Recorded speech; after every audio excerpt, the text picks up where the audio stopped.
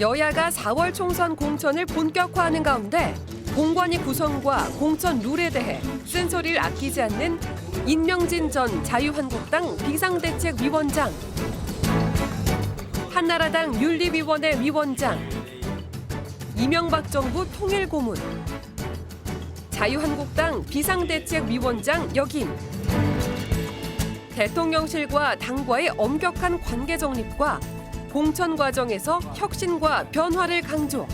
중요한 자리에 있었던 사람이 공천심사위원으로 들어갔다.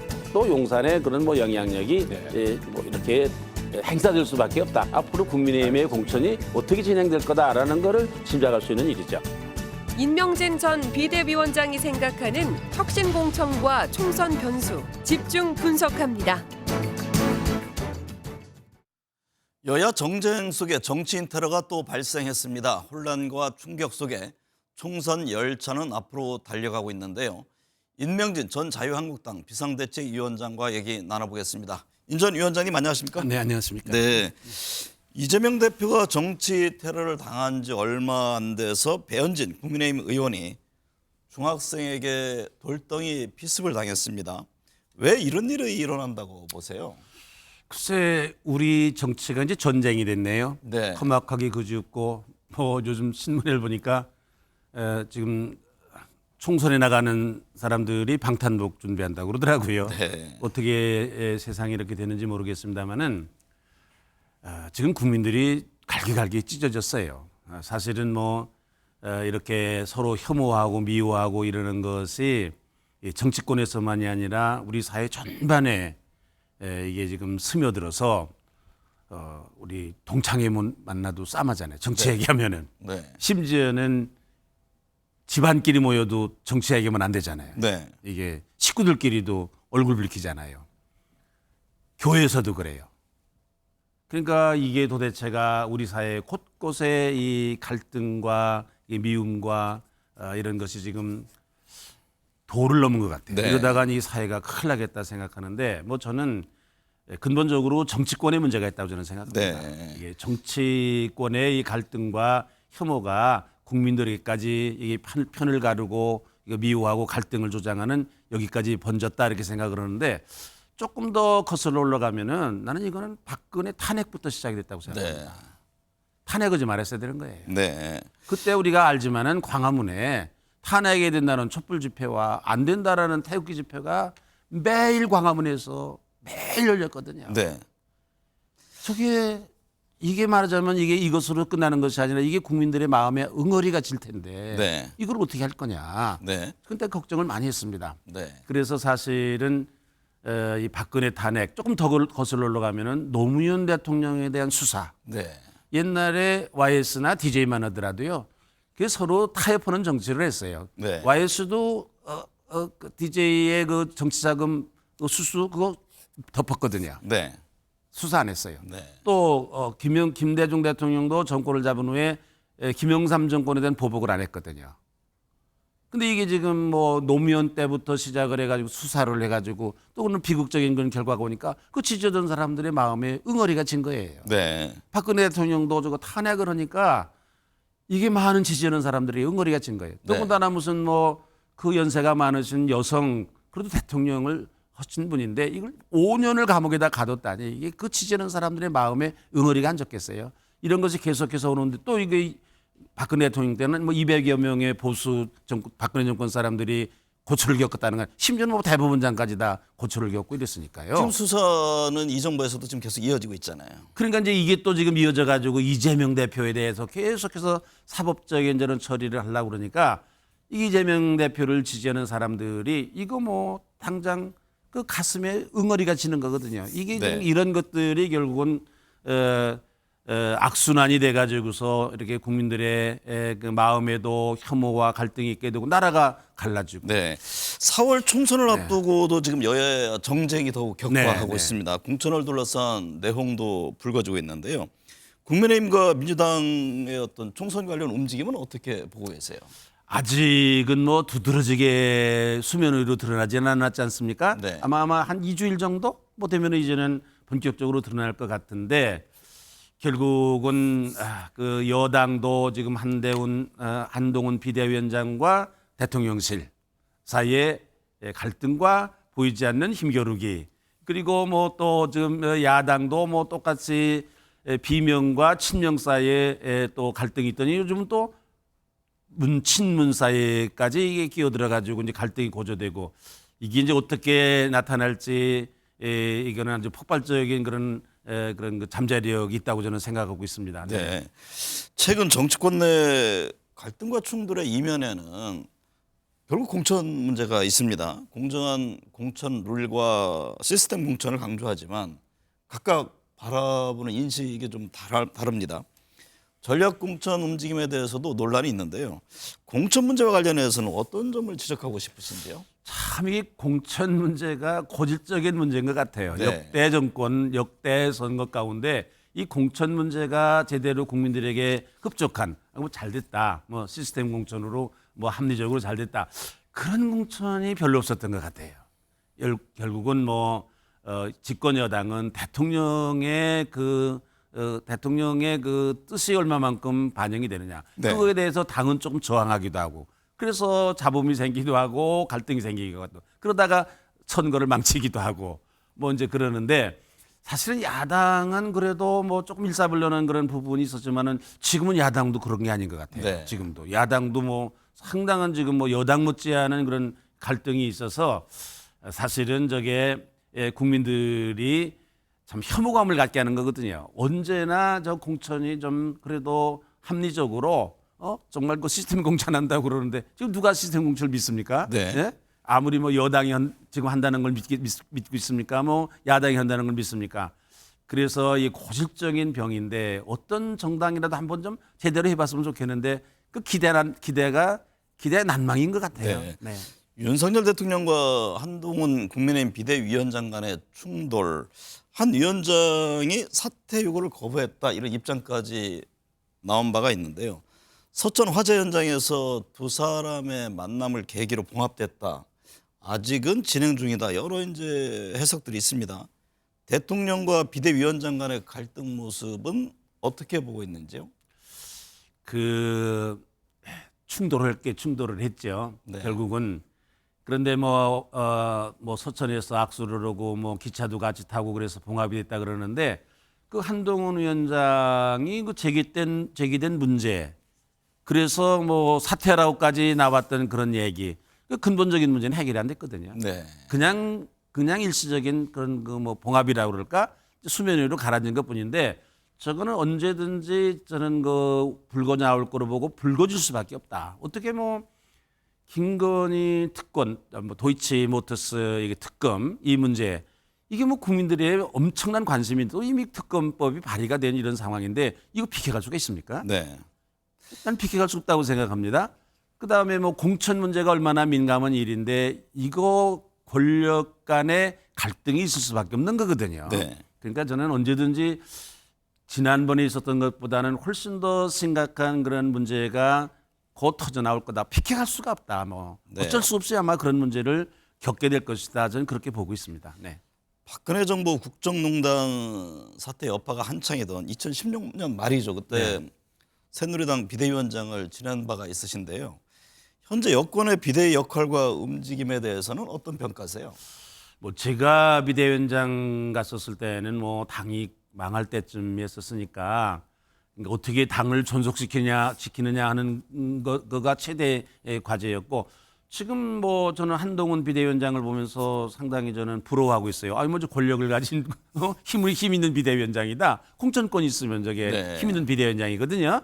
물론 뭐 대통령이라는 또 하나의 권력과 어떻게 조화를 이루느냐 하는 건 문제는 있기는 하지만, 그래도 현재 한동훈 비대위원장이 잘하고 있는 것 같은데, 뭐 어떤 조사에 보니까 52% 지지율을 받는데, 문제는 한동훈 비대위원장은 52%를 받는데 당의 지지율은 올라가질 않는 거예요. 그래요. 이게 무슨 조화냐 이거예요.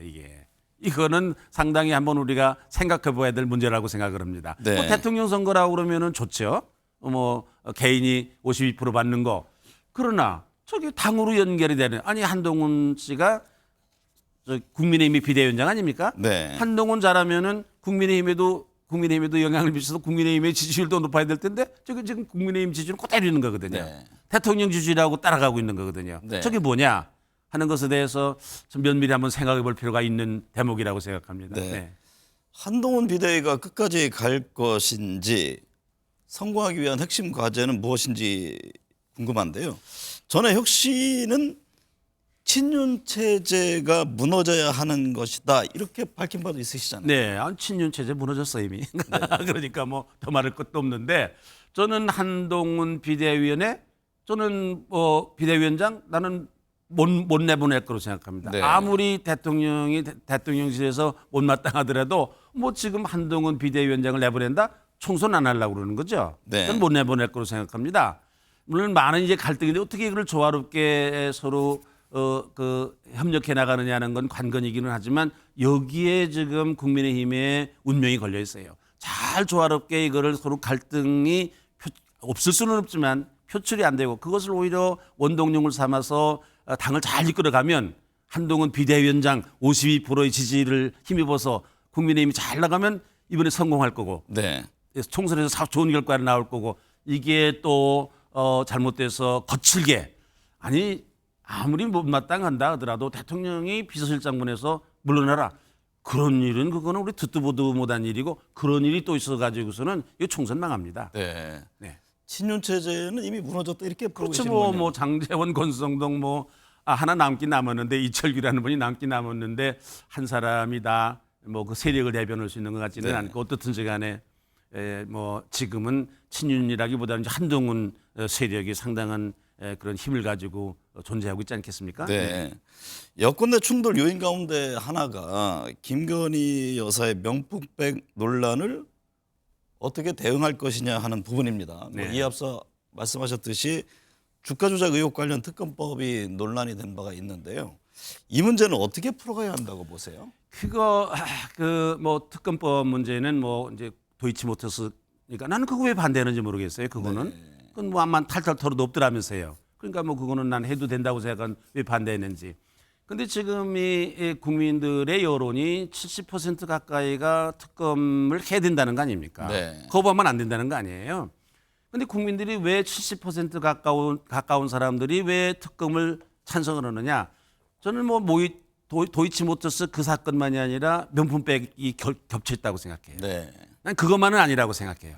그동안 시중에서 돌아다니던 온갖 여러 가지 확인이 되지 않은 사실이 아닌 듯한 그런 루머 있잖아요. 네. 그런 것들에 대해서 국민들이 빈정상해 있어요. 감정이 상해 있어요. 이게 지금 말하자면 나타나 있는 거거든요. 네. 그래서 저는 그 명품백 문제는 저거는 사과를 하지 무슨 조처를 하지 않으면은 난 안 된다고 생각해요. 네. 사실은 11월 달에 이 문제가 불거졌을 때 사과하고 넘어갔어야 되는 거거든요. 그때 호미로 막았어야 되는 거예요. 네. 지금은 이 시기에는 지금 이게 가래로 막아도 안 되는 상황이 됐는데 지금 가래라도 막아야지 안 막으면 파국이 온다고 생각합니다. 네. 그래서 그건 참 지혜롭게 대처를 해야 된다고 생각하는데 그 쓸데없는 얘기하지 말고 무슨 뭐 피해자다 그런 얘기하지 말고 아니 뭐 몰카에 의해서 찍힌 건 피해자지 그거는 잘못한 거죠. 그러나 아니 암만 몰카가 찍는다 하더라도 무슨 일이 없으면 무슨 게 문제가 됩니까? 네. 왜 명품백을 받았느냐? 그건 사실 아니에요. 그거에 대해서는 많이 지금 뭐 사실로 지금 거의 밝혀진 거 아니겠습니까? 네. 그러니까 이 문제는 그렇게 변명해 가지고는 저거는 손바닥으로 하늘을 가리는 거고 총선을 제대로 치를 수 있는 게 아니라고 생각합니다. 이 문제는 정말 깨끗하게 국민들의 감정에 맞춰서 뭐 한동훈 위원장 말 맞다나 국민 눈높이에 맞춰서 해결을 하고 가야 저는 이 총선을 치를 수 네. 있다 이렇게 생각합니다. 네. 총선을 앞두고 신당 움직임도 활발합니다. 이준석 신당, 이낙연 신당 등 다양한 신당 움직임이 펼쳐지고 있는데요. 제3지대 움직임 이번 총선에서 어떤 의미 있는 득표를 할 것으로 보는지요? 3지대의 신당 지금 뭐 크게 둘 아닙니까? 이준석 네. 신당하고 이낙연 신당하고 이제 둘인데 결국은 뭐 그 사람들의 자생력보다는 국민의힘이 어떻게 하느냐, 더불어민주당이 어떻게 하느냐에 따라서 그 두 신당에 상당한 영향이 있고 성패가 나는 좌우대리라고 생각합니다. 불행한 일이긴 하지만 네. 그러나 저는 생각하기를 지금 우리나라의 정치가 여야가 이 당이 극한 대립을 하고 부딪히는 데서 생기는 문제거든요. 이 완충지대가 없어요. 네. 사실 바람직하다 그러면은 나는 두 당, 여당이나 야당이나 난 과반수 넘어서는 안 된다고 생각해요.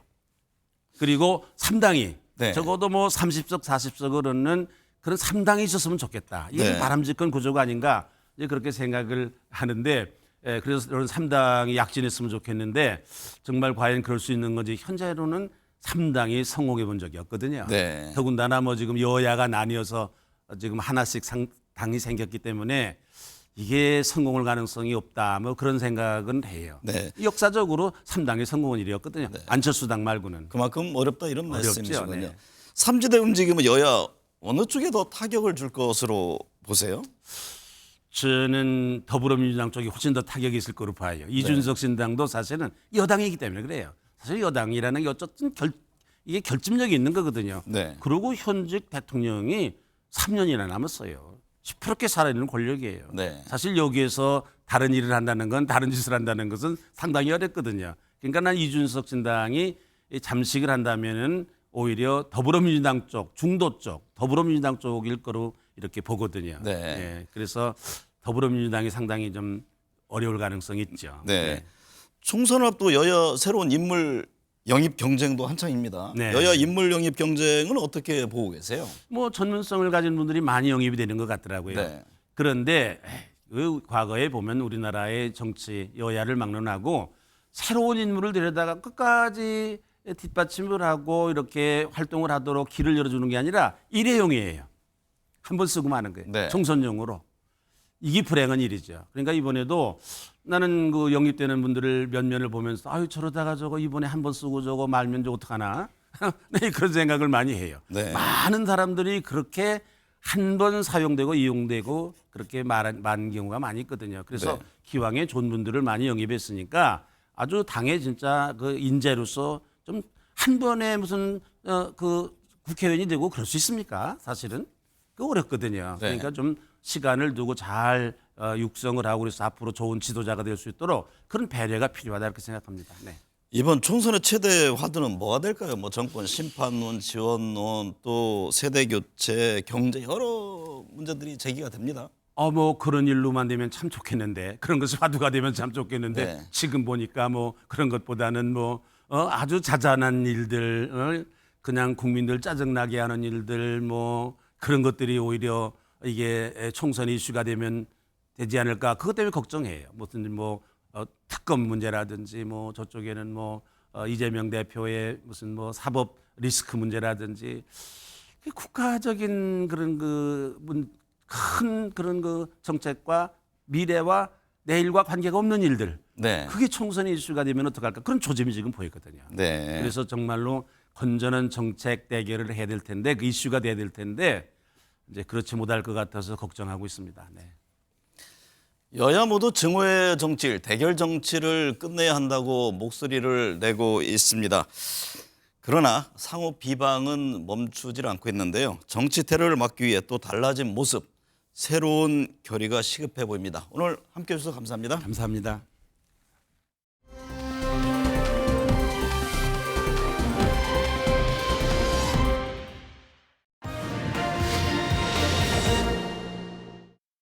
여론조사가 굉장히 중요한 거니까 우리가 이길 수 있는 공천을 해야 되니까 공간위에서는 룰에 기초해가지고 잘 운영할 겁니다. 그렇게 성공을 하는데 그분이 친명이라고 해서 자격 공천이다. 이것은 맞지 않다고 생각합니다. 그런 과정에서 상대방을 그렇게 그 증오 어떤 멸시 어떤 이런 폭력적인 이런 언어를 사용하면 이게 당이 이 분열을 낼 수 있고 모두에게 이제 공관위원장 명의로 경고를 날렸습니다. 미래대연합과 새로운 미래 창당준비위원회는 기득권 혁파와 정치혁신, 사회개혁과 미래 전환에 나서라는 국민의 기대와 명령에 부응하기 위해 공동 창당하기로 합의했습니다. 통합정당의 당명은 가칭 개혁미래당으로 결정했습니다. 정치개혁, 사회개혁, 민생개혁 등 개혁을 선도하고 미래로 나아가겠다는 의미를 담았습니다. 그런데 저희 개혁신당은 정책 중심의 정당이고 또 개혁을 내세운 정당인 만큼 이런 변화가 이루어지지 않는 지점들을 잘 파악해가지고 실제 민생에 보탬이 되는 방향으로 정치를 하려고 하겠다고 다짐을 드렸습니다. 정치권 현안 짚어보겠습니다. 정우김 전 새누리당 의원, 김성원 시사평론가 나오셨습니다. 어서 오십시오. 안녕하세요. 네, 정우김 전 의원님, 지난 23일 충남 서천의 화재 현장에서 한동훈 비대위원장이 90도로 허리 숙여 인사하고 윤석열 대통령의 어깨를 가볍게 치는 장면을 기점으로 두 사람 간의 갈등 봉합 얘기가 나왔습니다. 동의하십니까? 갈등이 봉합된 것처럼 보여주는 거죠. 정치는 보여주는 작업이니까요. 보여줬는데 그것이 극적인 봉합이지만 완전한 봉합이라고 생각하는 사람은 별로 없는 것 같습니다. 네. 김성환 평론가님, 이 만남 뒤에 대통령실은 명품백 관련해서 대국민 메시지를 준비하고 있다는 얘기가 나왔고, 한 비대위 측은 김 여사 문제를 더는 언급하지 않았습니다. 70여일 남은 총선을 앞두고 더 이상 충돌을 피해야 한다 이런 공감대가 형성된 겁니까? 여기서 더 나가면 공멸할 것이다. 이 위기감이 더 컸던 거 아닐까 싶은데요. 네. 그 말은 충돌을 안 한다고 하기보다는 여기서 더 나가지 않겠다는 정도의 합의가 이루어진 것 아닐까 이렇게 생각하고요. 방금 전에 말씀하셨던 것처럼 서천 방문했을 때 윤 대통령이 어깨를 친 것보다는 한동훈 비대위원장이 이른바 90도 인사하는 것, 바깥에서 윤 대통령을 추위에 오도를 떨면서 기다려주는 모습, 이런 게 또 부각되지 않았나 싶거든요. 네. 이 얘기는 한동훈 비대위원장이 사실상 대통령한테 맞서는 모습을 보였는데 대통령실에서 한동훈 비대위원장을 볼 때는 역시 한 아래, 그러니까 서열 아래라고 보여주고 싶어 했던 것 아닐까 그런 생각이 들어요. 네. 그런 장면에서도 보일 수 있는 것처럼 윤 대통령은 여전히 한동훈 비대위원장을 부하로 인식하는 것 아닐까. 그러니까 상관으로서 부하가 다시는 뭐 일정하게 이제 항명을 한다거나 이런 것들을 용서하지 않겠다는 메시지를 간접적으로 던져준 거 아닌가 싶어요. 네. 그러니까 앞으로도 어떤 충돌할 수 있는 조짐이나 소지는 계속 있을 수 있고, 특히 그 핵심에는 김건희 여사와 관련되어 있는 문제가 있기는 한데, 그걸 과연 한동훈 비대위원장이 이전에 보여줬던 모습처럼 뭐 예를 들면 사퇴 압박이 들어왔다고 명시적으로 밝힌다거나 이런 것처럼 정면으로 뭔가 문제 제기를 할 수 있겠는가. 네. 여기에 대해서는 저는 좀 회의적입니다. 김 여사 명품백 수수 논란 등에 대해서 윤 대통령이 어떤 방식으로 무슨 내용을 전달할지 관심인데요. 유력하게 검토된 안은 특정 방수사 대담인데 일방적으로 입장을 전달할 경우에 이게 야당의 비판에 빌미만 줄 수 있는 것 아니냐 이런 또 지적도 나옵니다. 만약에 정말 지금 말씀하신 대로 일방적인 입장만 전달하는 대담 형식이 되면 아마 야당의 공격의 빌미가 될 것이라는 것은 명약관화합니다. 네. 그러다 보니까 일각에서는 그렇게 하려면 차라리 안 하는 게 낫지 않느냐. 아직까지 지금 대담이 확실히 결정됐다라는 이야기는 안 나오고 있잖아요. 네. 그런데다가 요번 그 사태의 시초가 김경률 비대위원의 발언도 있지만 지금 한동훈 위원장의 국민 눈높이, 결국은 대통령 영부인의 문제를 제기하는 것에 대한 대통령실의 굉장히 강력한 반발로 보는 사람도 굉장히 많은 것 같아요. 네. 그렇기 때문에 오히려 대담이 이루어진다면은 야당도 생각지 않은 방식으로 아주 통 크게 이 문제에 대해서 털고 나가는 그 방법이 저는 최선이라고 생각해요. 과거의 그 정치를 볼 때. 네. 방금 정우김 전 의원 말씀대로 대통령이 진솔하게 상황을 설명하고 이해를 구하면은 이게 여론을 반전시킬 수 있다 이런 전망도 있는데, 그래서 일부에서는 아예 신년 기자회견을 통해서 정면 돌파하는 것 아니냐 이런 견해가 나옵니다. 이제 그게 맞는 거죠, 사실은. 네. 기자들한테 질문을 받아야죠. 불편한 질문일지라도 질문을 받고 거기에 대해서 의문을 가진 기자가 질문을 또 던질 수 있어야 되죠. 근데 윤석열 대통령은 취임 100일 기자회견 외에 기자회견 한 번도 안 했습니다. 출퇴근길 문답하는 것, 특히 출근길 문답하는 것도 지금 그만둔 지가 한참 됐잖아요. 그러니까 결국은 불편한 거는 내가 질문 받고 싶지 않다고 하는 얘기로 밖에 비춰지지 않는다는 건데, 이번 신년 기자회견 한다고는 해도 결국 기자 질문을 받게 되지 않을 경우에는 형식 자체만으로도 국민을 설득하기 쉽지 않을 것이다 이렇게 보이고요. 네. 그러니까 만약에 이걸 정면 돌파한다고 한다면 진짜 여느 기자회견처럼 기자들한테 솔직하게 질문을 받는 태도를 보여야 한다. 이런 생각이 들고요. 네. 그리고 김건희 여사와 관련돼 있는 문제, 우리 사과의 ABC라는 얘기들 많이 하잖아요. 근데 이미 타이밍은 다 놓친 거 아닙니까? 그럼 타이밍을 놓치고 굉장히 소극적으로 대응하거나 아니면은 대응을 아예 부인하거나 모르쇠 하듯이 지금 대응했다는 거예요. 네. 근데 여기에서 태도가 바뀌려면은 진짜 진정성 있는 사과를 하던가 아니면 이런 명품백 문제에 관련해서 가장 핵심적인 내용은 김건희 여사가 대선 기간 동안에 나는 내조에 충실하겠다고 약속을 했던 대국민 약속을 어기고 결국 공개 활동을 하기 시작하면서 나타났던 문제 아닙니까? 네. 그걸 또 통제하지 못했다는 거를 이번 명품백 문제로 보여준 거 아니겠어요? 그러니까 김건희 여사 앞으로 내가 공개 활동하지 않겠다. 또 아니하고 그렇게까지 얘기를 나눴다. 이렇게 국민한테 솔직하게 의견을 얘기를 하는 정도까지 나와줘야 아 그래도 앞으로는 김건희 리스크가 없겠구나 이렇게 국민들이 생각할 텐데 어설프게 반박하거나 뭐 이른바 몰카 공작이라고 얘기한다거나 이럴 때는 오히려 저는 안 하는 이만 못한 사고가 될 것이다 이렇게 생각합니다. 박근혜 전 대통령이 국정농단 사태 당시 사과하자 지지율이 떨어지고 탄핵으로 이어졌기 때문에 이것이 일종의 트라우마로 작동하고 있는 것 아니냐 이런 얘기가 여권 안에서 흘러나왔잖아요. 그 점은 어떻게 보세요? 그렇게 말하는 사람들은 그 당시 상황에 대해서 처음부터 정확하게 알지 못한다라고 저는 생각해요. 네. 저는 그때의 상황을 제 나름대로 복기를 하자면 애초에 그 최순실, 지금은 이제 이름을 바꿨지만 그 문제로 시작이 됐을 때 그때 사과하라는 얘기를 한 사람들도 굉장히 많습니다. 네. 그때 털어야 된다고. 저도 그 중에 한 사람이었거든요.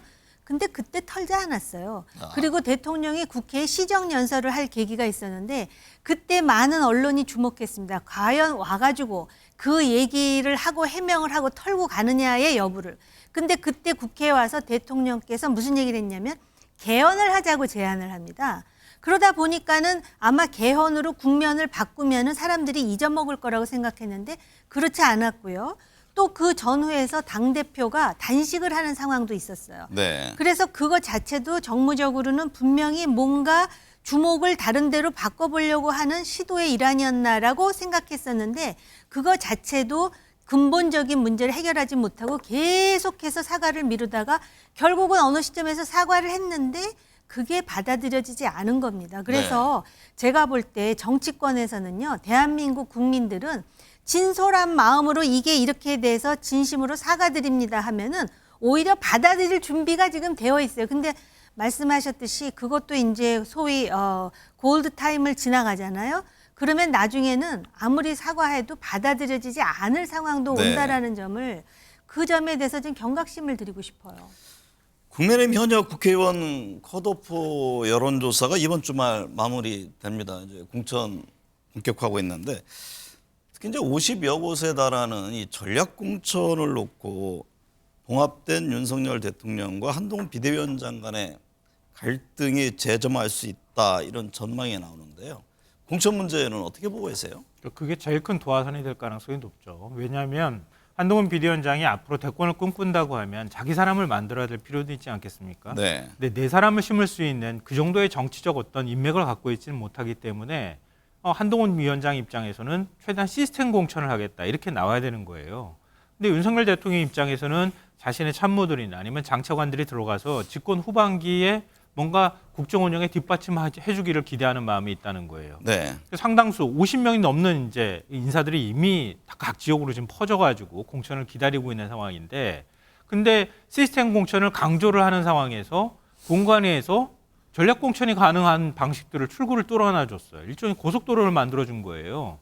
근데 한 신문사가 분석을 해봤더니 전체 지역구 한 절반 이상이 지금 전략 공천이 가능할 정도의 조건을 충족시키고 있다는 겁니다. 네. 그러니까 당원 당규상 50곳 이상을 전략 공천을 할 수는 없도록 돼 있다고는 하지만 현재 가 있는 당협위원장이나 아니면 현직 국회의원들 입장에선 내 지역이 그 지역이 될 수 있다고 하는 공포감이 생길 수 있지 않겠습니까? 네.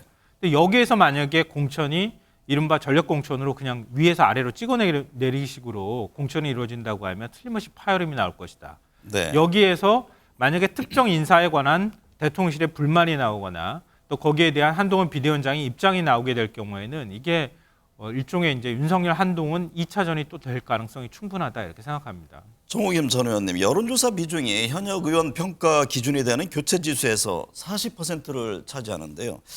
현역 의원이 물갈이 된 지역에 윤심이 반영된 이른바 용산 인사가 공천될지 이게 관심사 아닙니까? 그렇습니다. 사실 국민의힘으로서는요. 정말 처음이라고 해도 과언이 아닌 시스템 공천을 제대로 도입을 했어요. 그리고 전략 공천 뭐 50군데 그러면 굉장히 많은 것 같은데 그중에 험지가 태반이에요. 네. 왜냐하면 4년 전에 수도권에서 거의 전멸하다시피 했는데 바로 그 수도권의 공천을 소위 이기는 공천, 그래서 가가지고 거의 이길 수 있는 역량을 가진 후보를 공천을 해서 이기는 공천을 하겠다라고 하는 것이에요. 단지 이제 시스템 공천에서 지금 말씀하셨듯이 여론조사가 40%잖아요. 이거는 정량 평가가 40%인데 정성 평가도 못지않게 있으니까 이게 또 어떤 식으로 그 부분에 대한 작동하느냐. 불안감들이 있는 그 거죠. 불안감이 있는데요. 지금 오히려 용산에서 나온 사람들, 장차관 출신들이 처음에는 다 되는 줄 알고 나왔다가 오히려 상황이 이러다 보니까 그들이 더 불안해한다라는 얘기도 있어요. 근데 네. 한동훈 비대위원장의 입장에서는 이기는 공천을 천명한 데다가 이 선거에서 이겨야 자신이 지금 정치에 첫 발을 띄었는데 여기서 이기든지 아니면 적어도 한동훈은 공천 제대로 했다라는 평가를 받아야 정치인으로서 그 다음 단계가 보장되는 겁니다. 그렇기 때문에 저는요, 오히려 지난 일주일간의 사태를 통해서 적어도 총선까지는요, 대통령과 비대위원장 간에 아주 묘한 균형 관계가 만들어졌거든요. 네. 그렇기 때문에 어느 쪽에서든 공천과 관련해서 오버하면 상대가 칠 준비가 돼 있어요. 그래서 네. 이게 견제가 되기 때문에 오히려 이거를 역발상으로 가장 공정하고 가장 이길 수 있고 지금 보면은 야당의 이재명 대표가 지지도가 안 올라가요. 왜냐하면은 개혁을 안 하고 있기 때문에 통합을 안 하고 있기 때문에 지난주에 갤럽 여론조사에 비하면 보시면은 35% 정도 나온 걸로 알고 있거든요. 그래서 이 전략 공천이 50군데라 그래서 이게 누구 마음대로 될 거라고 하는 거는 야당의 주장이지 절대 그렇지 않습니다. 근데 뭐 이런 네. 얘기를 할 수 있을 것 같은데요. 그러니까 여당이 우세한 지역의 공천이 문제가 될 것이냐 아니면은 지금 열세 지역이 문제가 될 것이냐 이런 건데요. 마포울은 열세 지역이었잖아요. 근데 김경률 비대위원장 나간다고 했는데 거기에 대해서 대통령실이 제동을 걸었단 말이에요. 열세 지역인데도 불구하고. 근데 열세 지역이 문제가 아니라 사실은 지금 서울에서도 보면 송파나 강남 이런 데 지금 이른바 윤석열 대통령 측근이라고 불리는 검사 출신이나 아니면 뭐 40년 지기 이런 사람들이 가서 지금 전부 다 가 있단 말이에요. 그렇죠. 영남 지역에 그렇죠. 많죠. 영남 지역도. 그러니까 오히려 우세 지역에서 만약에 전략 공천이 이루어지거나 거기에서 현직 의원이 불리한 여론조사 결과가 만약에 기준으로 들어가게 되거나 이럴 경우에 시끄러질 수 있다는 거죠. 네. 야당에서 문제 제기하거나 이상하게 보는 거는 네. 열세 지역에 관한 부분이 아닐 거예요. 아니 근데 열세 지역이 의외로 많고요. 전략 공천에 있어서 또 이런 부분도 있어요. 그 후보들의 점수를 냈는데 1등이 월등하게 높을 때만 전략 공천을 한다는 것이고 네. 바로 그 우세 지역과 관련해서도 시스템 공천을 했기 때문에 지금 현재 있는 현직 의원이 별로 불리하지 않아서 싸워볼 만하다고 생각을 하기 때문에 용산에서 근데 나온 그 점도 사람들이 그러니까 불안해한다는 그 점도 거죠. 용산 쪽에서는 네. 좀 불안해한다는 거 아닙니까? 당연해요. 그래서 그러니까 현직 의원들의 유리한 국면으로 가는 것 아니냐. 그러면은 소위 전직 장차관이라든가 대통령실 참모들이 들어갈 공간이 없다. 이 점에 네. 대해서도 또 불만이라는 거 아닙니까? 그래서 사실은 지금 소문이 얼마나 많습니까? 제가 검증할 입장은 아니에요. 네. 그런데 사실은 그것 때문에 불만을 키우다가 바로 국민 눈높이와 마리 앙뚜아네트에서 완전히 그냥 그건 하나의 극한 촉매제일 상황으로 뿐이다. 간 게 그건. 아니냐 뭐 이런 여러 가지 설이 있는데요. 실제로 한동훈 위원장으로서는 그 균형을 어떻게 잘 맞추냐. 왜냐하면 용산에서 나온 사람 중에도 꼭 들어가야 될 사람이 있어요. 실력 있는 사람. 그렇기 때문에 그런데 또 한편으로는 자기가 이미 공천 받았다고 지금 헛소리하고 다니는 사람도 있다 그러더라고요. 네. 그러다 보니까 이거를 얼마나 공평정대하게 공천했다라는 상대적으로 볼 때 그 평가가 한동훈 위원장의 정치적인 명운하고 직결된다라는 점에서 본인이 모르지 않을 거예요. 지난 일주일 동안의 그 하는 행태를 보면은 절대 모르지 않을 사람이에요. 사진은 누구를 걸어야 됩니까? 윤석열 대통령과 한동훈 위원장 중에 누구를 걸어야 할지 후보들이 머리 아프다 뭐 이런 얘기도 들리던데. 그러니까 얼마나 후보들도 이기적입니까? 근데 지금 예비 후보들이 그런다는 거 아니에요? 그러니까 자기들이 생각할 때는 한동훈 위원장이 절대 안 밀리는 것 같은데 대통령의 임기도 3년이나 남았고 더군다나 텃밭 같은데 아까 말씀하신 꼭 이길 수 있는 곳에서는 누구를 걸어야 될지 뭐 고민이 많다 그러는데 이 사람들이 지금까지 소신이 없이 자신의 총선 당선을 위해서 어떤 식으로 움직였는지를 그 고민에서 우리가 읽을 수가 있는 거죠. 소신껏 붙이세요. 본인이 원하는 사람을. 선거 앞두고 소신껏 붙이라는 본인이 참전 안 하신다고 너무 쉽게 말씀하시는 아니요, 거 저는 아닌가. 정치가 어떤 방향으로 가야 될지에 대해서 제 소신껏 말씀드리는 네. 거예요. 민주당 이야기해 보겠습니다. 김성환 평론가님. 이재명 민주당 대표 총선 승리를 다짐하면서 수차례 혁신 통합을 강조했습니다. 총선 승리의 열쇠를 진 중도층, 무당층, 수도권 민심 향배 중요하잖아요. 민주당 움직임은 어떻게 보고 계세요? 민주당 보면서 답답하다 이렇게 생각하시는 분들이 꽤 있을 거예요. 네. 지지자들 사이에서도 이제 그런 얘기를 할 것 같은데요. 뭐 이른바 일단 스포트라이트 효과는 여권이 많이 보고 있는 거잖아요. 뭐 이유가 무엇이든 간에 윤석열, 한동훈 이렇게 두 뭐 일종의 이제 대통령하고 여당 대표격인 사람하고 만나서 충돌하는 문제나 이런 것들이 자꾸 조명을 받게 되면 민주당이 상대적으로 국민의 관심 밖에서 멀어지는 효과가 나타난다는 거죠. 그리고 한동훈 비대위원장이 그 내용에 개혁의 내용에는 동의할 수 없는 부분들이 있겠지만 어찌 됐든 간에 기존의 정치를 바꾸겠다고 하는 메시지를 계속 던지는데 그럼 이재명 대표는 그럼 무슨 메시지를 던질 거냐 이런 네. 질문들을 계속 받는다고 하는 거예요. 그러니까 그런 부분에 있어서 아직 선거가 좀 남아있긴 하지만 이재명 대표가 좀 새로운 모습들을 보여줄 필요가 있겠다. 네. 그러니까 일종의 사법 리스크는 좀 상쇄가 된 측면이 있단 말이에요. 근데 거기에 대한 피로감도 적지 않고요. 그럼 이재명식 정치가 무엇인지 보여줄 필요도 있고 그리고 당내 갈등도 좀 더 파열음이 커질 가능성이 있잖아요. 공천 네. 과정에서는 지금도 여당도 뭐 시끄러울 거라고 하지만 야당도 마찬가지란 말이에요. 그런 부분들을 얼마나 공간이하고 잘 관리하고 공정한 공천이 이루어졌다고 얘기가 나올 수 있도록 해주느냐. 이게 선거를 앞두고 제일 중요한 관점이 아닐까 싶습니다. 민주당 내 공천 갈등 통합 문제는 어떻게 봐야 합니까? 이낙연 전 대표 신당 창당에 이어서 최근에는 친명 간의 공천을 놓고 충돌한다는 얘기가 들리는데 물론 뭐 공천 놓고야 여야 어느 쪽이나 당연히 갈등을 빚을 수밖에 없는데 과거에 비해서 어떤 다른 측면이라든가 또 심각성 이런 문제를 좀 보고 계신지요? 네, 갈등을 조정하는 게 리더십의 역할이잖아요. 네. 그리고 통합 개혁 공천을 하겠다 그랬지만 그렇지 않으니까 이런 갈등이 이미 그 친문이나 비명이라고 하는 사람들이 나가서 탈당을 해갖고 3당을 지금 만드는 과정임에도 불구하고 그 내부가 부글부글 한다는 거 아닙니까? 그 이유 중에 하나는 4년 전에 민주당 의원들이 너무 많이 당선이 된 데다가 최근에 이제 그 대통령의 지지도와 연동돼서 아마 수도권에서 자기네들이 당선될 가능성이 꽤 있다고 생각하니까 어떻게 해서든지 공천을 받고 싶지 않겠습니까? 그러다 보니까 친명끼리도 선명성 경쟁을 하고 그다음에 지금 당에 남아있는 친문을 마치 또 이렇게 밀어내듯이 근데 네. 그것이 뭐 당의 민주주의라든지 뭐 국민의 민생을 위해서 밀어내겠다는 게 아니라 심지어는 뭐 이재명 대표의 뭐 심장을 지키겠다 그러던가요?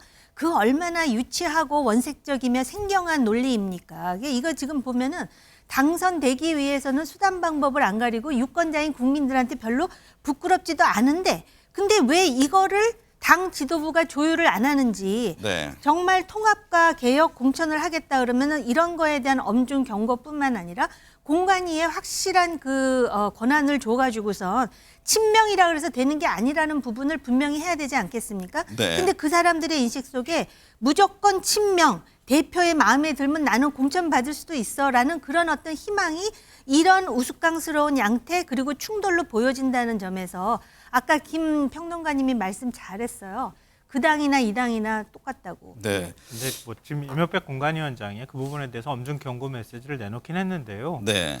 뭐 경고하는 메시지 내놨다고 해서 이 후보 공천하지 않겠습니다. 이렇게 말하기는 어려운 상황이잖아요. 네. 특히 이제 민주당 같은 경우에는 당규상으로 아주 시행세치까지 자세하게 공천 방법들이 규정이 돼 있어요. 네. 그 때문에 이제 시스템 공천이다 이렇게 얘기를 하는 건데 아마 공천 과정에서 좀 걸러질 거라고 봐요. 총선 70여일 앞으로 다가왔는데요. 그 비례대표 선거 방식을 두고 민주당 내에서 이제 병립형이냐 연동형이냐 여전히 의견이 갈리고 있다고 하는데요. 어떤 선택을 할 것으로 예측하세요? 그건 뭐 어떤 선택할지는 현재로서는 좀 전망하기 쉽지는 않을 것 네. 같은데요. 일단 시간은 별로 많지 않다. 이건 분명한 것 같고요. 앞으로 한 보름 남짓 사이에 어떤 방식으로 결정을 하든 결정을 해야 한다. 이런 건 뭐 분명한 것 같고요. 네. 한 가지 뭐 몇 가지 이제 확실한 부분들이 있는데 어찌 됐든 국민들의 그 표의 가치, 그러니까 비례성을 높이기 위해서 국민들의 표의 한 40% 많게는 50% 가까이까지가 지금 승자독식 구도 내에서 전부 사표가 되잖아요. 그리고 또 우리 사회에 국민을 다양한 생각들은 굉장히 다양해지고 있는데 다양한 생각들의 국민의 대표성을 가진 의원들이 들어가지 못하니까 네. 사회 갈등이 점점 커지고 있는 측면도 있다고요. 네. 그러니까 그래서 사실은 준연동형 비례대표제를 야사당이 합의해가지고 지난 이제 그 총선 때부터 도입을 한 건데 네. 이 결함이 발견된 거 아닙니까? 위성정당이라고 하는 게 생겨날 수밖에 없는 구도인 거예요. 근데 그거를 정개특위에서 보완하기 위해서 전체 의석수를 좀 늘리거나 아니면은 지금 그 아주 소선거구제 형태로 되어 있는 걸 중대선거구제로 조금 더 바꾸면서 비례의석을 한 2대1 정도 구도로 100석 가까이 늘리는 방안을 구상을 했었는데 네. 국민의힘이 결국 안 받았던 거잖아요. 근데 거기에서 그러면 현실적인 대안이 뭐냐 이걸 지금 고민하고 있는 거라는 네. 거죠. 근데 그럴 때 그러면은 민주당이 선택할 수 있는 건 현재 방식 그대로 가는 겁니다. 그대로 가고 그리고 지난 총선 때는 30석 캡을 씌웠는데 네. 네. 그 캡을 조금 더 숫자를 줄이거나 이런 방식들을 선택하는 게 현실적인 방법이 될 것이다 네. 이렇게 보입니다. 이재명 대표 대장동 개발 특혜 의혹 재판에서 개발업자인 남욱 변호사의 진술이 바뀌었습니다. 이에 대해서 민주당은 검찰이 부수을 모기로 회의와 겁박을 했기 때문이다 이런 지적을 했는데요. 두 분은 이 논란의 핵심 무엇인지 좀 짧게 정리를 해주실까요? 결국은 이재명 대표의 사법 리스크, 재판 리스크의 연속선상에서 봐야 되는데요.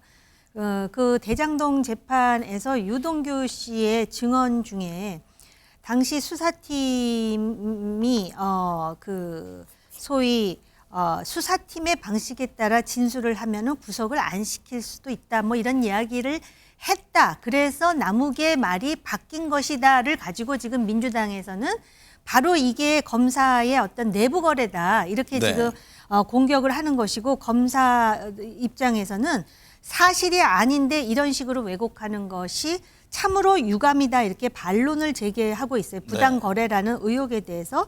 근데 무엇보다도 이 남욱의 진술이 바뀐 거는 맞아요. 미국에 있을 때 다르고 와서 다르고. 그러니까 진술이 바뀐 것에 대해서 아마 유동규 씨가 진술을 통해서 검사가 진술을 제대로 하면은 구속을 안 시킬 것이다라고 얘기했다는 것 때문에 이제 시비가 붙은 것인데 네.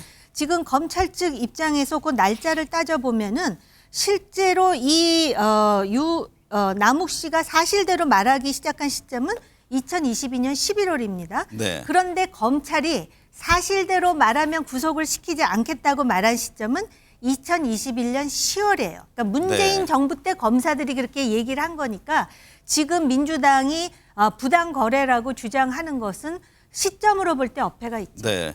김성환 평론가님. 네. 이거는 이제 좀 사실을 전달하는 내용이 좀 달라서 좀 말씀을 드리고 싶은데요.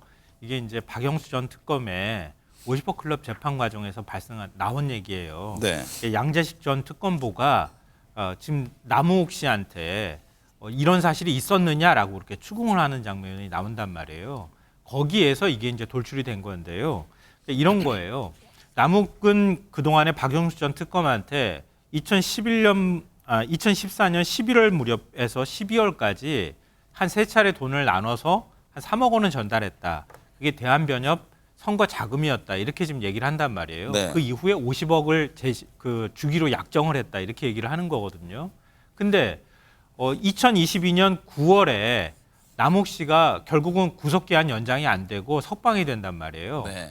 그러니까 석방되기 전에는 이렇게 구체적으로 진술을 안 하다가 석방되고 난 다음에 진술을 했다. 근데 그 사이에 검찰에 여러 차례 조사를 받았는데 배석자 없이 단독으로 가서 조사를 받고 진술했던 내용이라는 거예요. 네. 그러니까 그걸 가지고 양재식 특검보가 남욱 씨한테 아니 검찰에서 풀려나고 난 다음에 뭔가 그 단독 조사하는 과정에서 회의와 협박이 있었던 것 아니냐 이렇게 추궁을 한 겁니다. 네. 네. 그러면서 이게 남욱의 진술의 신빙성이 문제가 제기가 되면서 민주당에서도 그 문제에 관련해서 의혹 제기를 하는 거란 말이에요. 그러니까 유동규나 남욱이나 다 마찬가지인데 2022년 9월 그 무렵에 구속됐다가 석방이 되고 난 다음부터 진술이 아주 구체적이고 대선 자금 얘기까지 나오면서 진술이 확 달라지는 현상이 나타났다는 거예요.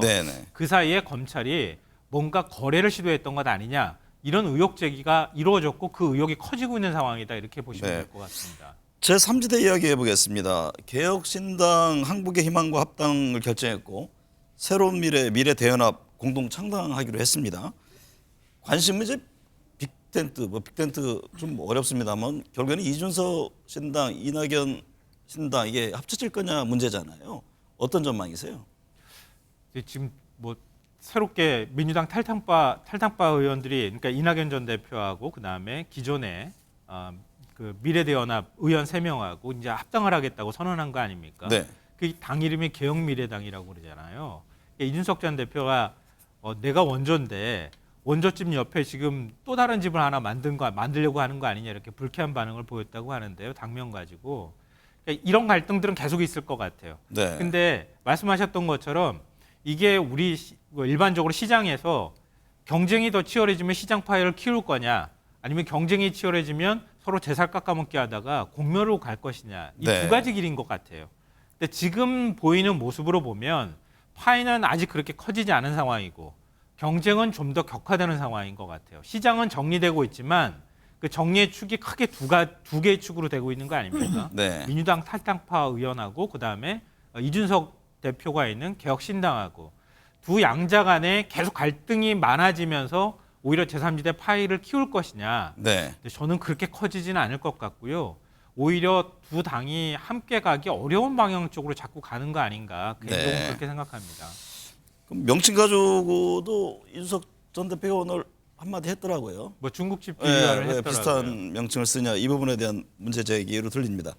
정우겸 전 의원님, 이준석 대표가 개혁신당에 유승민 전 의원을 모시고 싶은 마음이 굴뚝 같다라고 했는데 유승민 전 의원은 국민의힘을 지키겠다면서 잔류를 선언했습니다. 어떤 배경으로 보셨는지요? 우선 이준석 대표 입장에서 유승민 전 대표가 국민의힘 잔류를 선언함으로써 사실은 지금 그 3당의 어떤 그 추동력이 조금 이렇게 그 감속되는 그런 인식의 결과를 낳았다 이렇게 보고요. 그 다음에 실제로 정말 마음이 굴뚝 같았으면 진작에 좀 그 같이 할 수 있는 그런 모멘텀을 만들 수 있는 계기가 있었는데 처음에 이준석 대표가 신당을 준비할 즈음에 유승민 전 대표와 관련한 질문이 나왔을 때의 그 반응을 보면 유승민 전 대표로서 선뜻 같이 하기가 쉽지 않았을 것 같다라는 개인적 생각이 들고요. 그다음에 유승민 전 대표로서는 과거 이회창 총재 때부터 본인이 지금 이 보수 정당의 원조로서의 어떤 지분을 가지고 있다라고 생각하는 것 같습니다. 그리고 총선보다는 대선에 관심이 있고 지금 국민의힘의 권력 지형이라는 게 아직은 이렇게 완전히 지금 그 확고하게 고착화된 건 아니기 때문에 지금 좀 관망하는 것 같고요. 그리고 저 개인적인 생각이지만 유승민 전 대표는 어떤 생각이라든지 이런 부분에서 중도층을 많이 견인할 수 있는 그런 기량을 갖고 있으나 그런 어떤 지지 세력이라는 입장에서는 조금 취약한 게 아닌가 그런 생각이 개인적으로 들었습니다. 그래서 결과적으로는 아마 이준석 대표로서는 바로 이런 상황을 예단했기 때문에 굳이 최근 들어서 마음이 굴뚝 같다는 소리를 미리 한 게 아닌가 생각이 들었습니다. 오늘 두 번 수는 여기서 마치겠습니다. 고맙습니다.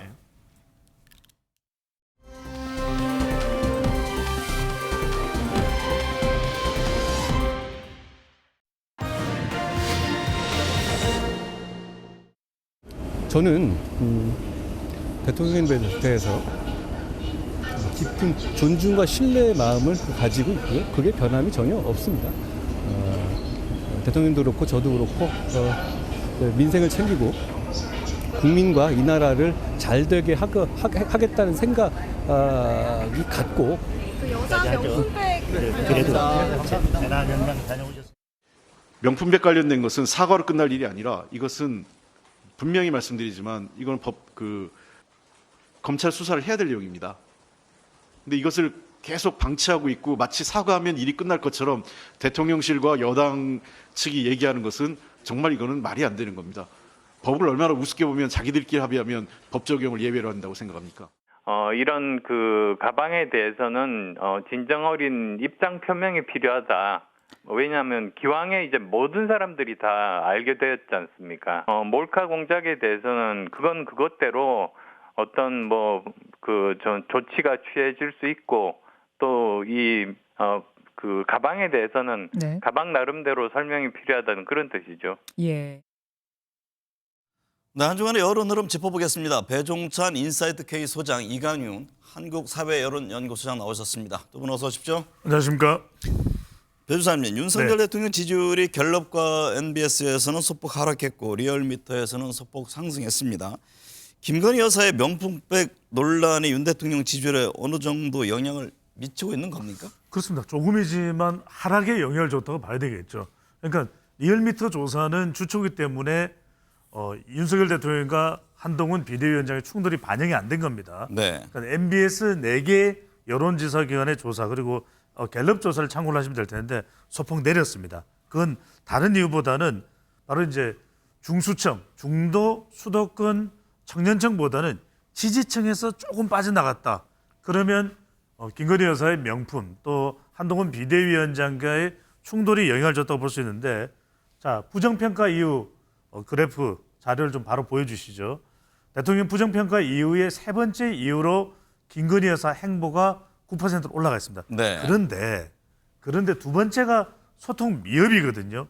이 소통 미흡이 한동훈 비대위원장과의 충돌에 따른 소통 미흡입니다. 그래서 10일과 9를 합하면 20%로 김건희 여사도 한동훈 비대위원장 충돌의 원인이 된다고 볼 수 있지 않겠습니까? 네. 그 이유가 대통령 부정평가의 20%를 차지한 결과로 나타났습니다. 이강윤 소장님, 윤 대통령이 김 여사의 명품백 논란에 대해서 직접 입장을 밝힐 것으로 알려졌는데요. 내용 방식 아직 정확히 전해진 바는 없습니다만 만약에 윤 대통령이 이 문제를 언급할 경우에 수면 아래로 들어갈 것으로 보시는지요? 수면 아래로 들어갈 것 같지는 않고요. 네. 물론 언급의 수위나 내용 그리고 만약에 사과 이런 뉘앙스가 좀 더 강해진다면 어느 정도 영향은 충분히 미치리라고 봅니다만 한 번의 언급으로 완전히 없었던 이슈로 사라질 것 같지는 않습니다. 특히 특검법에 대해서 거부권을 행사하고 한동훈 비대위원장 사퇴 압력 파동 전후로 해서 여론 흐름을 보면 이 문제에 대해서 국민들께서는 더 많이 생각하시고 문제가 있다라고 생각하는 비율이 조금이라도 늘고 있거든요. 네. 배 수장님, 엠브레인 퍼블릭 조사에 따르면 윤 대통령의 신전 기자회견이 필요하다는 응답이 63%로 나왔는데요. 네. 신년 기자회견 시 지지율 반전 줄 수 있을까요? 기자회견을 하는 것만으로는 반전이 안 될 겁니다. 네. 왜냐하면 그건 당연히 해야지. 그러니까 신년 기자회견에 필요하다는 응답이 63%를 기록했다는 이유는 뭐냐면 이번 한국갤럽의 부정평가 이유가 63%입니다. 네. 그러니까 소통은 지극히 당연한 것이거든요. 그러니까 형식상으로 신년 기자회견은 해야 돼요. 하지만 더 중요한 건 내용입니다. 이 내용이 어떻게 되느냐에 따라서 윤석열 대통령 지지율에 반전이 이루어질 수 있겠죠. 그러니까 김건희 여사의 명품백과 관련돼서 여론이 원하는 답이 나오느냐, 사과가 될지 뭐가 될지는 모르겠습니다만 해명이 될지 여론이 원하는 답이 나오느냐, 또 한동훈 비대위원장과의 충돌에 대해서 앞으로 공천은 대통령이 영향을 줍니까? 아니면 전적으로 한동훈 비대위원장입니까? 이렇게 물어볼 때 윤석열 대통령이 어떤 대답을 하느냐에 대통령 지지율 반전은 달려있다고 봐야죠. 그러니까 기자회견 하는 건 당연한 거고 그렇습니다. 형식과 내용이 중요하다 이런 말씀이시군요. 내용입니다. 네. 정당 지지율은 조사기관마다 다르게 나오고 있습니다. 배종찬 소장님. 예. 하지만 이번 총선 성격을 묻는 대다수의 여론조사에서 정권 견제론이 우세하게 나오고 있는데요. 그러니까 4월 총선을 예상해 볼 때 예. 어느 지표를 보는 게 더 유리합니까? 자, 정당 지지율을 보십시오. 네. 제가 그래서 분석을 막난 걸 말씀드립니다. 앞으로 이제 총선 구도를 보실 때는 총선 구도 질문보다도 더 중요한 게 정당 지지율입니다. 그러니까 전화 면접 조사를 한 무리로 해서 그룹으로 해서 정당 지지율, 또 자동응답 조사를 한 그룹으로 해서 정당 지지율을 보셔야 돼요. 한동훈 비대위원장이 견인하는 국민의힘, 이재명 대표가 견인하는 민주당, 이렇게 보시면 돼요. 이렇게 봐야 되는 이유는 뭐냐면 그동안의 두 가지 지표를 참고로 또 중요하게 봐왔습니다. 하나는 대통령 지지율인데 왜 한동훈 국민의힘 지지율을 봐야 되느냐. 이제는 이 프레임이 윤석열 대통령에서 한동훈 위원장으로 넘어와 버렸습니다. 두 번째, 총선 구도를 볼 때는 정부 견제론, 정권 심판론에 이 비율이 더 높았는데 아니 그거 보지 말고 왜 정당 지지율을 보라는 거야. 민주당 지지율과 계속 차이가 나요. 그래서 네. 총선 구도를 볼 것이 아니라 민주당 지지율을 보면 된다. 정당 지지율을 보시면 됩니다. 근데 지난번 뭐 제한적입니다만 강서구청장 선거 결과를 보면 정당 지지율 흐름과는 확연히 다르게 나왔죠. 그렇죠. 어떻게 설명합니까? 그렇게 봤던 이유는 지난 강서구청장 선거는 어떤 지표가 기준이었냐면 바로 대통령 지지율, 대통령에 대한 경고장이었어요. 그래서 그대로 대통령에 대한 부정평가가 오롯이 민주당 후보에게 갔던 것이죠. 따지고 보면 지난 서울시, 지난해입니다 벌써, 강서구청장 보궐선거의 결과는 민주당의 승리가 아니라 준엄한 대통령을 향한 국민의 메시지였다. 네. 이렇게 보시면 됩니다. 이광윤 소장님 어떻게 보세요? 지금 이제 국민들, 시청자분들은 이제 많이 헷갈린단 말이죠. 정당 지지율을 볼 것인지 아니면 심판론이나 뭐 지원론을 봐야 되는 것인지 아니면 또 다른 지금 두 뭐 대표들의 행보를 봐야 되는 것인지 어떻게 중요합니까? 총선은 전반적으로 정당 지지율이 조금 더 영향을 많이 발휘하는 것으로 역대 총선을 비춰보면 그런 경향성을 뽑아낼 수는 있습니다. 이번 총선도 거기에 꼭 그 패턴에 맞으리라고 보기는 조금 변수가 더 많은 것 같고요. 일테면 대통령 영부인 김건희 여사 이런 문제는 역대 총선에서는 한 번도 없었던 사항입니다. 그리고 정권 견제론이 어느 때부터 크다는 것 하나와 무당층의 비율이 굉장히 높게 그리고 장기간 유지되고 있는 게 이번 총선의 특징입니다. 그래서 정권 심판론과 정당 지지율 차이가 어떨 때는 같은 패턴을 보이기도 하고 어떨 때는 조금 괴리를 보이기도 하는데 저는 그때그때 정책 이슈에 따라서 조금씩 탄력적으로 해야 되는 거 아닌가. 네. 미디어 토마토 조사 결과요. 총선 혁신 경쟁도에서 민주당이 국민의힘을 앞서는 것으로 나타났습니다. 이 점을 어떻게 해석을 해야 합니까? 민주당이 조금 더 혁신적이다 이런 조사 결과인데 아마 뜻밖이라고 느끼시는 분들도 그러니까 그동안 이제 계실 국민의힘 움직임이 훨씬 더 분주했잖아요. 네, 새로운 얘기도 특히 한동훈 비대위원장 입을 통해서 많이 나왔었고 그런 점이 있죠. 그래서 보는 각도나 주안점을 어디에 두느냐에 따라서 이 질문에 대한 답은 좀 달라질 수 있다고 보는데요. 일단은 민주당에서 이재명 지도체제에 대해서 견해를 달리하던 분들이 얼마 전에 빠져나왔지 않습니까? 네. 그래서 적어도 당 내에서 극단적인 두 개의 목소리가 한꺼번에 분출되는 것은 좀 줄었다. 그런 점에서는 민주당이 좀 정돈된 모습을 보이고 있다라고 느끼시는 시민들도 아마 계셨을 거예요. 네. 그런데 이제 실질적으로 혁신을 얼마만큼 이루어가고 있느냐라는 것은 공천의 면면을 통해서 드러나게 마련 아니겠습니까? 네. 아직 공천의 본 국면에 들어서진 않았죠. 물론 누구가 뭐 컷오프 됐다 이런 건 간간히 나오곤 있습니다만 그래서 실질적인 혁신 그리고 사람을 통한 혁신과 정책이나 주요 이슈, 아젠다를 통해서 발언하고 메시지를 내는 그 혁신은 이제부터 본격적이다. 그런데 국민의힘이 한동훈의 입을 통해서 좀 새로워 보이는 또는 새롭게 느낄 수 있는 그런 목소리는 비교적 많이 내왔던 것도 사실입니다. 배 소장님, 한동훈 국민의힘 비대위원장 지지율이 윤 대통령과의 갈등 이후 더욱 높아지고 있습니다. 어떤 이유였습니까? 탈피 현상이죠. 네. 그러니까 계속해서 윤석열 대통령의 아바타, 대리인, 용산 출장소 이걸 벗어나지 못했다 그러면은 한동훈 비대위원장이 1월 말을 기점으로 해서 끊겼을 거예요. 네. 그래서 2차 도약을 설 명절 연휴에 준비하는 상황이 됐을 텐데 이 충돌로 인해서 한동훈 위원장이 윤 대통령과는 다른 사람이구나. 뭐 때문에? 김건희 여사 때문에 또 공천 때문에 이런 인식이 시작이 된 거죠. 그게 갤럽 조사에서 나타났는데 지금 한동훈 장관의 비대위원장입니다. 징부 소행에 대해서 MBS 조사 결과도 있고 갤럽 조사를 하나 더 보여주실까요? 52%로 나타났는데 갤럽에서 52% 절반이 넘는다는 것은 일종의 프레임 전환 또는 파워 시프트가 총선 때까지는 일어날 것으로 인식을 하는 것을 네. 볼 수가 있는데 한동훈 비대위원장 일종의 외연 확장성이 TK, PK 결집 외에 충청, 서울, 그다음에 강원까지 확장됐고 지역군으로 보면 자영업청, 주부청으로 확대가 되는데 이른바 이 현상이 자이가르닉 현상입니다. 네. 자이가르닉 현상이 뭔가 지지하고 싶은데 미흡한 두 인물 윤석열 대통령, 이재명 대표와 비교되면서 자이가르닉. 한동훈이라는 사람이 불러오는 것이 파급 효과가 앞서 우리 이강훈 소장께서 말씀드린 대로 주목이 되네, 시선이 가네, 눈길이 꽂히네 하는 현상이 발생을 하고 있는 것이죠. 관련한 내용입니다만 이강윤 소장님, 신평 변호사는 궁정푸테타라는 표현을 쓰면서 윤 대통령의 핵심 지지층이 한 비대위원장 쪽으로 옮겨갔다 이런 진단을 하던데요. 이게 맞는 분석입니까? 저는 조금 개인적으로 동의가 잘 안 됩니다. 네.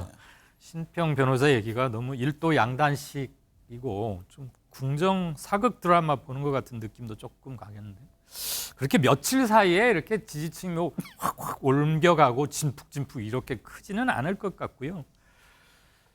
용산 대통령실과 한동훈 비대위원장 사이에 있었던 일련의 대립이 결과적으로는 시민들이 느끼시기에는 한동훈 비대위원장 쪽이 뭐 판정승 비슷하게 끝나가는 거 아닌가? 그렇게 받아들이시는 게 대부분인 것 같아요.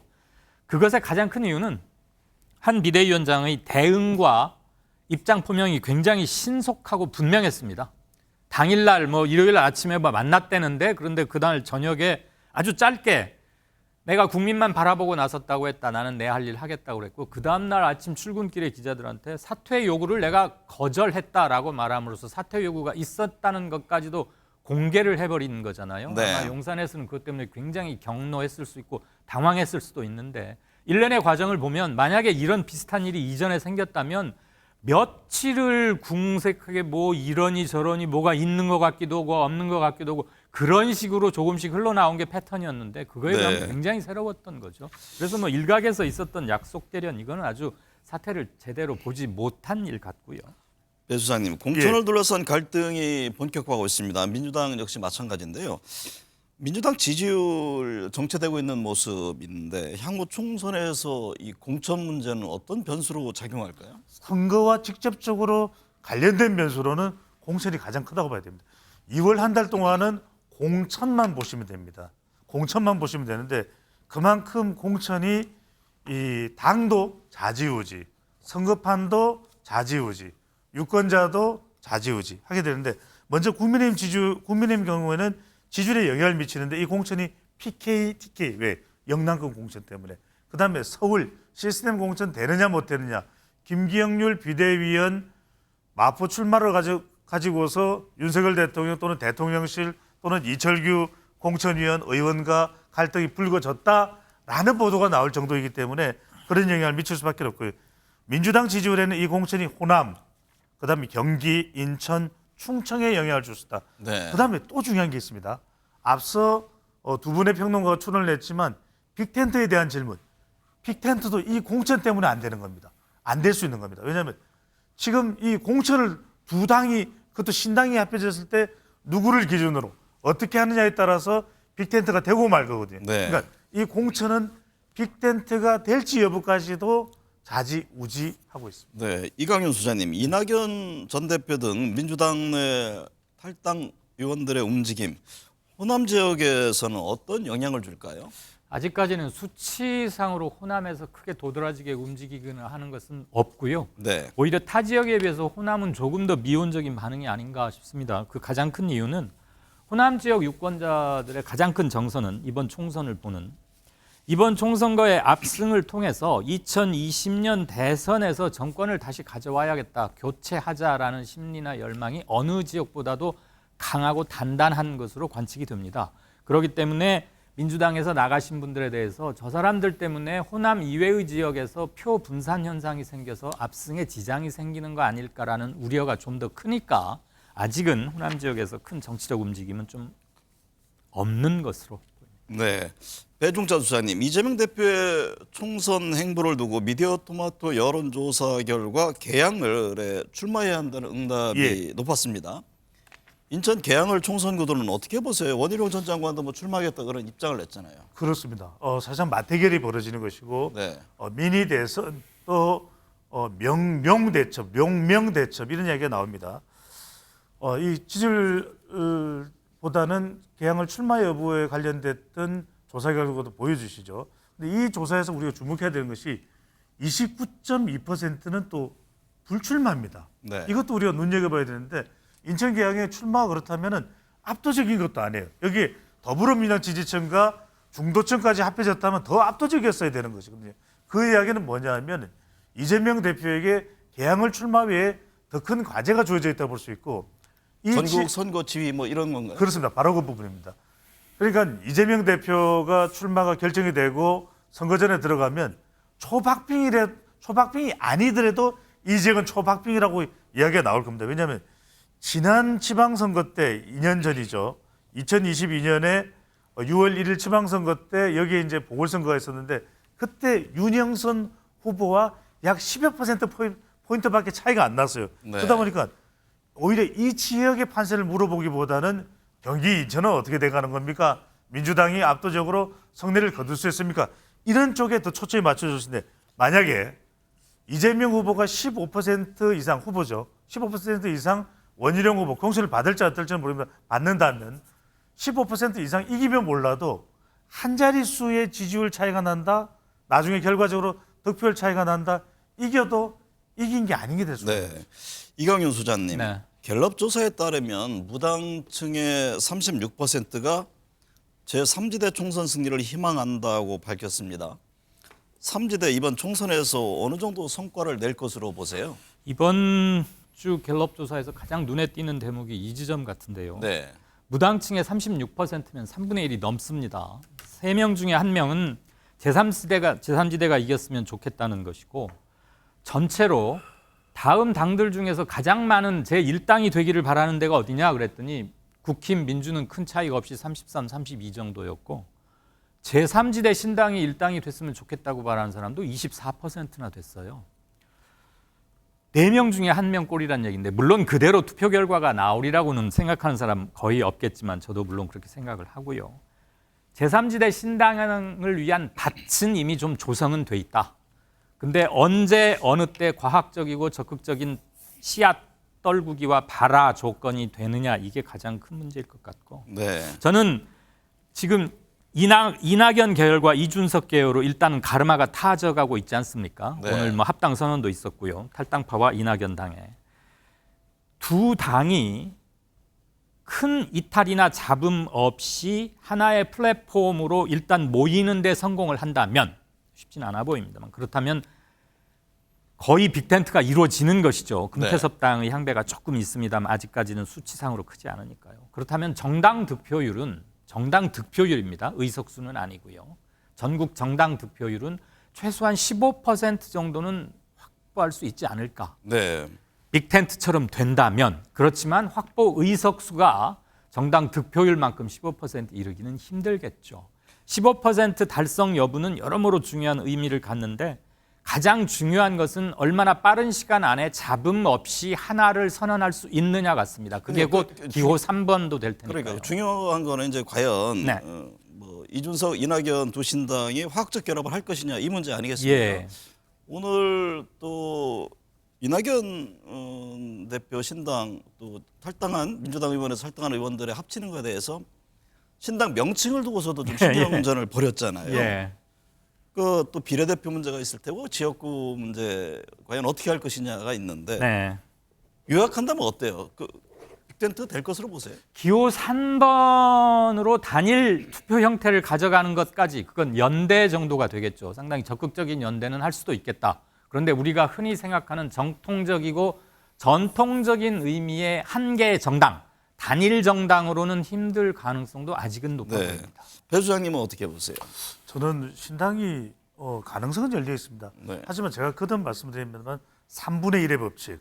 3분의 1의 법칙은 무당층이 30%라고 하더라도 결국 신당이 가져가는 것은 역대 선거를 보더라도 3분의 1입니다. 네. 겨우 전체의 10% 투표자를 놓고서 다투어야 되는데 빅텐트가 되더라도 제한적인데 빅텐트가 돼서 얻는 게 별로 없다면 그냥 각자 도생하자.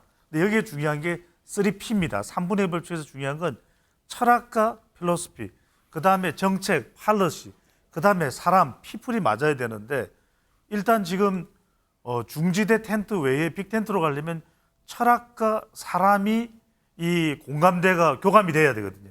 네. 이게 되기가 매우 어렵습니다. 네. 그래서 2016년에 국민의당이 성공했던 건 상당히 예외적, 지역 기반이 있었고 사람들이 있었고 비례투표를 민주당을 제끼고 2등을 했다는 것. 그렇게 나오기가 매우 힘든 구도이기 때문에 중지대까지는 갔는데 가능성은 열려 있습니다. 여전히 빅텐트. 네. 하지만 매우 어렵다. 이낙연 전 대표 지금 저 대표가 됐습니다만 총선에 출마합니까? 할 가능성이 조금씩 커지는 것 같습니다. 네. 네.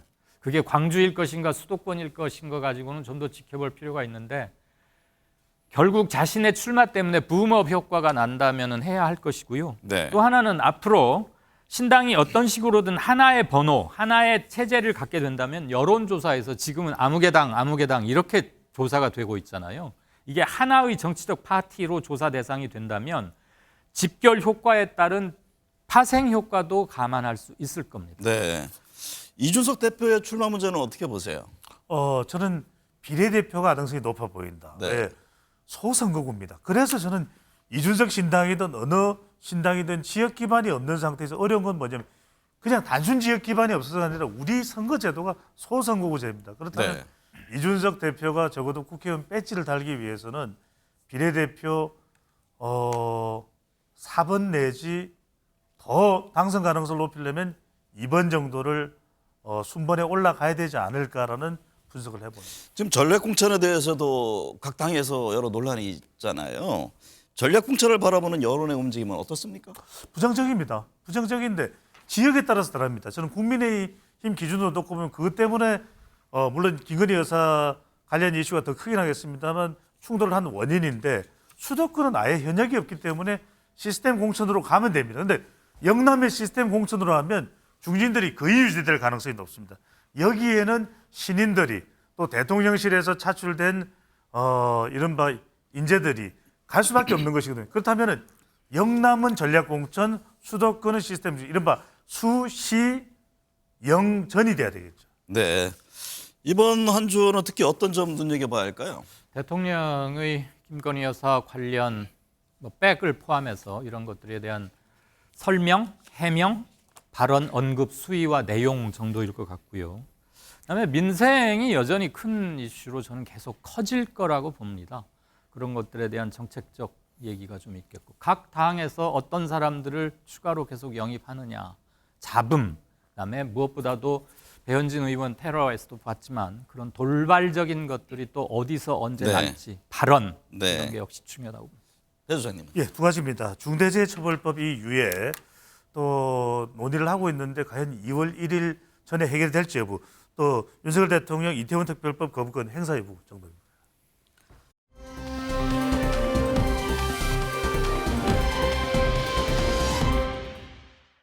대한민국은 압축 성장으로 단기간에 선진국 반열에 오른 나라로 평가받아왔습니다. 하지만 일련의 권력 구조에서 펼쳐지는 작금의 상황을 보면 선진 민주주의와는 동떨어진 갈 길이 멀어도 너무 멀어 보입니다. 피땀 흘려 일군 민주주의의 토대가 이렇게 취약하구나 하는 탄성이 곳곳에서 들립니다. 이러는 사이 정치 테러가 자행되고 있습니다. 누구의 책임입니까? 입만 열면 타도해야 할, 없어져야 할 대상으로 상대를 악마화하며 증오를 부추기는 이들의 책임이 가장 큽니다. 이는 정치가 아니고 보수도 진보도 더더욱 아닙니다. 민주주의를 위협하는 분열주의, 극단적 증오의 행태일 뿐입니다. 죽고 죽여만 하는 분열의 국가를 원치 않는다면 민주공화국의 가치, 법치주의, 상식의 정치가 새롭게 세워져야 합니다. 시청해주신 여러분 감사합니다.